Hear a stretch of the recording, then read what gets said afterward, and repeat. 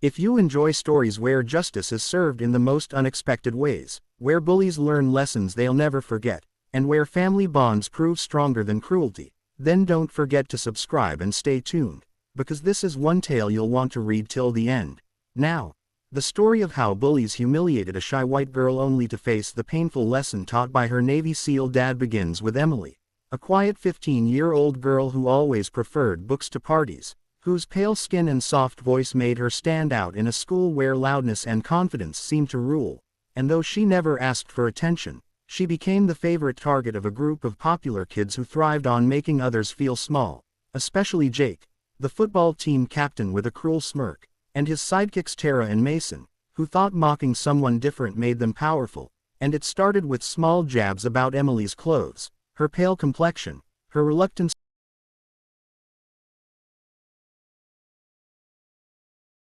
on her homework, locking her locker, tripping her in the cafeteria while everyone laughed, and worst of all, recording her reactions to post on social media with cruel captions, until Emily began to dread school altogether. But what no one knew was that her father, a man who appeared quiet and unassuming when dropping her off in his old pickup truck, was no ordinary dad. David had served 15 years as a Navy SEAL, seen battles most people couldn't imagine, rescued hostages, dismantled terrorist cells, trained in every form of combat, but to his daughter, he was simply dad, who taught her to fish, cooked her pancakes on Sundays, and always reminded her that strength wasn't about muscles but about character. Yet when Emily came home one afternoon with tears streaking her face, clutching her books against her chest as though they could shield her from the cruelty of the world, David knew something had broken inside her, and in that moment, a calm but dangerous resolve filled his chest, because if the bullies wanted to play cruel games, he would show them consequences they would never forget,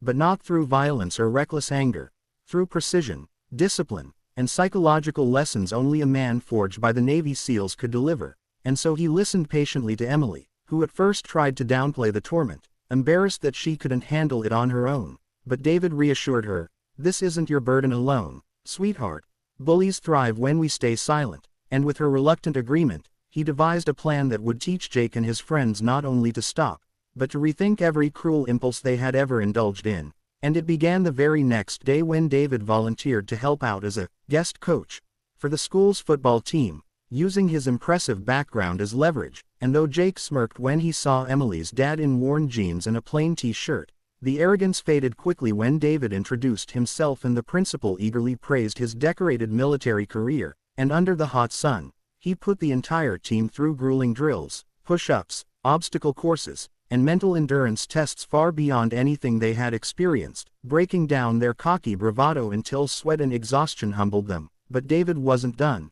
because humiliation had to be replaced with perspective, and so at the end of practice, he singled out Jake, Mason, and Tara, not by berating them, but by pairing them with Emily for a teamwork exercise, forcing them to rely on the very girl they mocked. And when they resisted, he made the drill harder, his calm authoritative voice carrying the weight of a man used to being obeyed. And slowly, reluctantly, they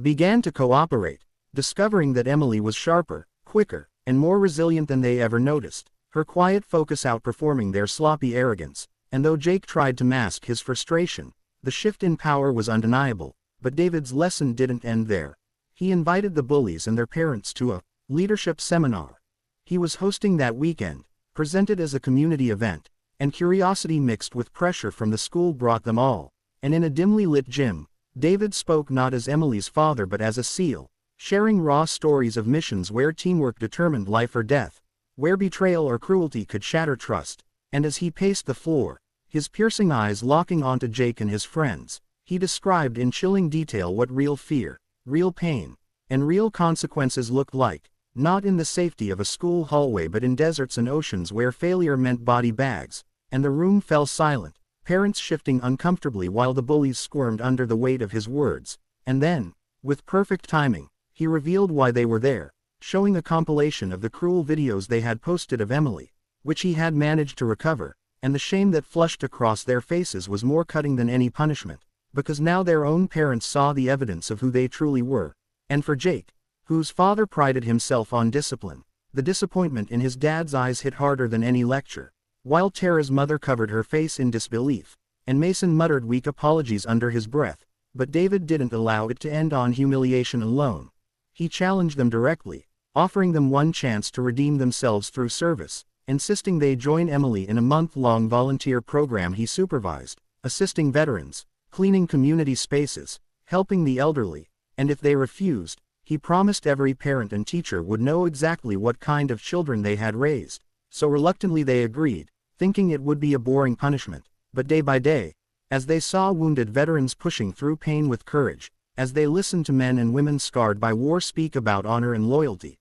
something shifted inside them, empathy slowly replacing arrogance, and Emily, though hesitant at first, blossomed in this new environment, her quiet strength admired by those who had suffered real battles, and for the first time, Jake, Tara, and Mason began to respect her, not out of fear of her father, but out of genuine recognition of her worth. Though the transformation didn't come without twists, Jake tried one last time to undermine her during the program, mocking her in front of a group of veterans, but before Emily could even react, one veteran, a double amputee, shut him down with words Jake would never forget. "Son, if you think weakness is quiet, then you've never seen courage in silence," and Jake, red-faced, finally fell silent, humbled in a way no punishment had ever achieved, and when the month ended, the bullies were no longer the same, their swagger diminished, their laughter no longer cruel, and while they never became Emily's closest friends, they treated her with respect, a transformation witnessed by the entire school,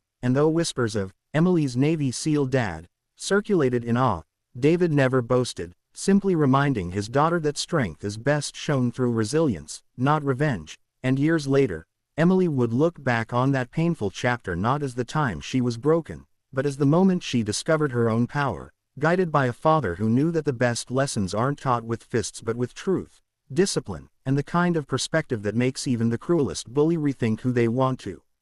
be. And so the shy white girl who once dreaded the hallways of her school walked with quiet confidence, while the bullies, forever marked by the painful but necessary lesson of a Navy SEAL dad, carried the memory of their humiliation not as a scar, but as the spark that changed them.